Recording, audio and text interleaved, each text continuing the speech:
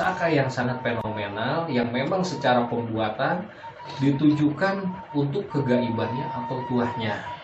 Punya usaha, kenapa bisa redup? Pastinya kan ada sesuatu yang tidak bagus. Nah ini pusakanya. Sajen Nogo ini identik dengan kepemimpinan.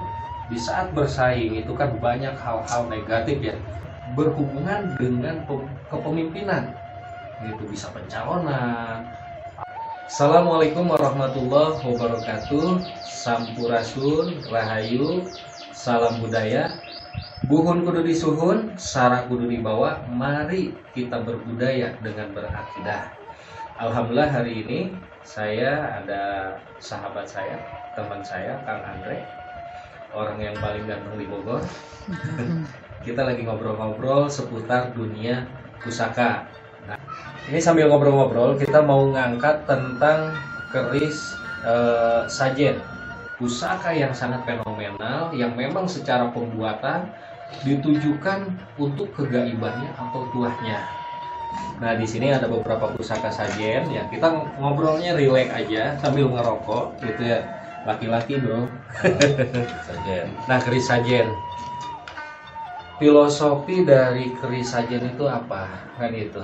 Nah kebanyakan kalau kita lihat ciri khas dari keris sajen, mesti di sini ada satu gambaran seperti sosok petapa atau santri, atau bahkan ada sosok perempuan juga kadang ya Kang ya, yang kita ketemuin. Ada juga yang kadang kepala naga gitu ya. Itu banyak bentuknya, dan setiap bentuk sajen ini ada satu perlambang. Sajen ini merupakan keris yang dibuat memang tujuannya esoterik, yang diharapkan semata-mata tuahnya. Ada yang bingung tuah apa, kegaibannya itu yang lebih jelas gitu. Jadi keris sajen ini keris yang secara pembuatan memang diharapkan kegaibannya atau energi metafisiknya. Jadi bukan untuk keindahan, souvenir gitu ya. Bahkan zaman dahulu ini sajen itu terbagi dua jenis. Ada yang disebut sajen larung, ada sajen ageman. Nah, yang pertama kita harus pahami sajen larung itu apa. Biasanya keris sajen yang dipesan, misalnya kalau zaman dulu itu adipati ya kan, adipati atau pembesar-pembesar di satu wilayah, karena wilayah itu terjadi suatu pagebluk atau wabah atau satu penyakit lah, penyakit, dipesankan keris ini ke seorang empu. Nah setelah dipesankan, kemudian selesailah keris ini diserahkan kepada ketua atau yang pemesan ya. Nah ini diritualkan lagi, yang disebut ritual bersih desa atau bersih wilayah. Setelah diritualkan, ada yang dilarung, ada yang dipendam. Nah itu yang disebut sajen larung. Tapi ada juga sajen-sajen ageman. Nah seperti ini yang kita koleksi ini semua kelasnya ya, ini sajen ageman. Untuk apa? Tergantung daripada si pemesan. Kita ambil satu contoh. Ini estimasi Pajajaran. Dan satu hal, di Denmas Pamor semua pusakanya sudah bersertifikat. Keuntungannya apa? Keuntungannya bagi para terutama pemula ya, jangan pemula yang biasa lama aja, itu kadang kita tuh keliru ya untuk menentukan ini sepuh atau enggak gitu kan ya. Ini perlu jam terbang sebetulnya untuk menganalisa sebuah pusaka keotentikannya. Nah makanya itulah pentingnya sertifikat. Nah yang ini estimasi Pajajaran, disebut sajen daun ya, atau kujang sajen daun. Nah zaman dulu secara ekonomi simbolnya itu kan pertanian. Kalau sekarang kan mungkin karena eranya sudah modern ya, orang memaknainya mungkin ini untuk petani, bukan, sebetulnya ini untuk perekonomian. Nah kujang sajen daun ini dipesan untuk misalnya seseorang punya usaha, entah usahanya itu kayak model mengalami kemunduran, atau usahanya itu kayak model ada yang sirik atau macet gitu, tapi disebabkan oleh energi-energi lain, tapi tidak terbatas juga untuk energi lain. Intinya kan ketika seseorang punya usaha, kenapa bisa redup? Pastinya kan ada sesuatu yang tidak bagus. Nah ini pusakanya sajen daun. Jadi di penciptaan sajen ini semua ada makna dan tujuan, filosofinya itu. Kemudian, nah model kita angkat yang ini. Ini masih kujang sajen, cuman dapurnya nogo. Nogo ini kan identik dengan sebuah kepemimpinan kan, kepemimpinan. Nah biasanya ini menjelang pilkada gitu kan ya, atau pemilihan, saya banyak gitu yang mesenin sajen, jujur ya sajen. Kenapa? Karena model sajen nogo ini identik dengan kepemimpinan. Di saat bersaing itu kan banyak hal-hal negatif ya, dengan berbagai macam cara supaya jadi. Nah ini pusakanya ini untuk menetralisir daripada energi-energi negatif yang berhubungan dengan kepemimpinan. Itu bisa pencalonan ataupun misalnya untuk jadi divisi di perusahaan, bisa ini pusakanya gitu.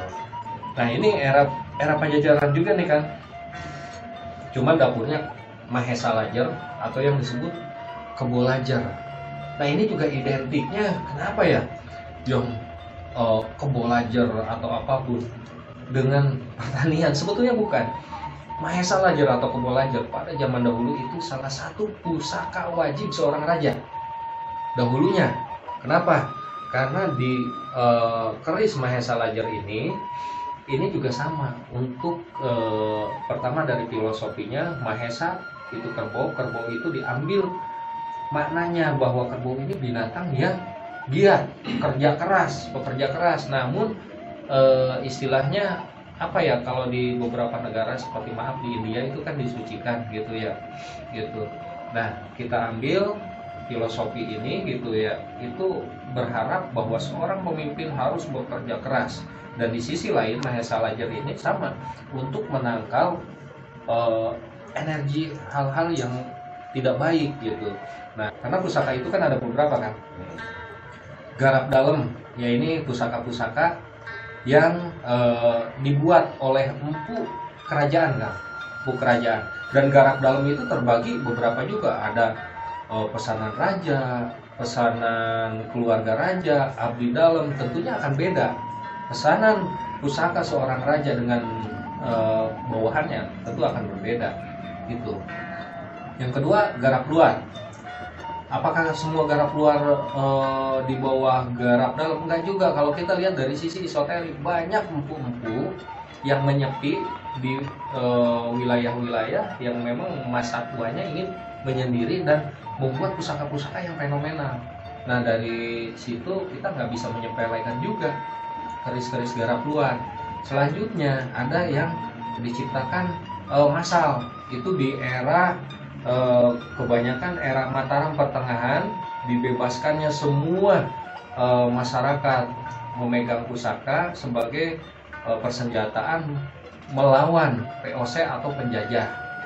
Itu pusaka yang diciptakan massal. Nah ada juga pusaka zaman dulu yang diciptakan untuk souvenir tamu-tamu kerajaan, karena hubungan perdagangan kita dengan luar negeri, kalau zaman sekarang luar negeri ya, itu sudah terjadi di era Mojopahit yang paling ininya gitu. Nah ada tamu dikasih souvenir. Nah kita juga harus tahu, makanya di pusaka kita mengenal kalimat ayu, menayu. Jadi memang pusaka ini nggak bisa terlepas dari hal kegoiban gitu. Itu yang mesti kita pahami. Nah banyak lagi keris sajen kayak model ini. Nah ini keris sajen sombro. Ini era Pajajaran. Ini di sini ada watu lapak dan ke atasnya itu seperti lining wari atau iya lining wari kayaknya ya. Cuman yang menonjolnya ini di watu lapaknya. Nah ini brojol. Dapurnya brojol. Brojol itu secara arti mau Indonesia, mau Jawa Barat, mau Jawa Tengah, gitu. Brojol keluar. Cuman di sini kita ambil dari maknanya brojol ini lebih ke fitrah manusia. Manusia terlahir itu ya bersih gitu. Makanya dapurnya lurus. Kalau kita pengen dikasih kemudahan brojol, kita harus manunggaling kaulo Gusti, dalam arti berserah diri, yakin kepada Sang Hyang Widi, Sang Holik, Tuhan pencipta alam gitu. Nah, di sini digambarkan dengan sajen lagi. Apa artinya? Ketika seseorang pengen semuanya serba lancar gitu kan ya. Nah, di sini ada tulaknya gitu. Ada orang yang kok ini kayak macet, kok perasaan udah begini begitu kok salah terus. Nah, dengan harapan di dalam pusaka ini ada manifestasi doa untuk melarung, menghilangkan semua energi-energi yang sifatnya menghalangi ke arah kemudahan kan gitu.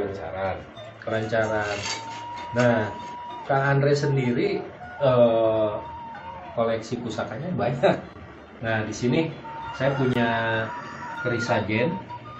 Ini pertama kali, entah di saya aja entah sudah berapa lama ya. Dari bentuknya tuh ini kenapa nggak saya pakai warangka bagus kan?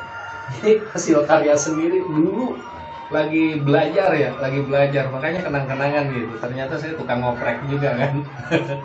Tuh. Ini. Kalau ini secara ini bentuk kecil dan seperti tidak menarik ya, dan di sini ada kayak model retakan. Cuman ini punya cerita. Waktu malam satu suro saya jamas, kebetulan anak saya tidur di ruangan depan. Itu sampai teriak kan.